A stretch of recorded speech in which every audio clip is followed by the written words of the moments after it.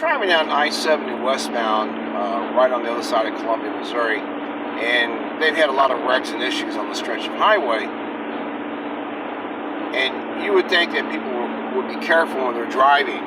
Well, see the semi in front of me? I've watched this guy cut off 2 people already, and now here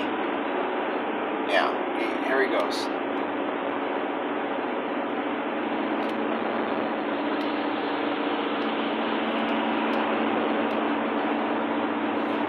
And here, not too far down the road this morning at 9:30, the highway was shut down with 2 semis jackknifed and some other stuff. So anyway, this guy, I saw him run up on the back of somebody, cut him off, cut off 2 other people to get over. I'm not sure what his trip is, but if that's how people die, they get wrecks.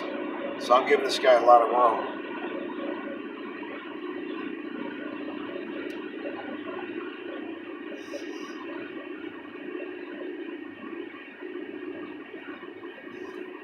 Get ready to cross the Missouri River down here in Columbia.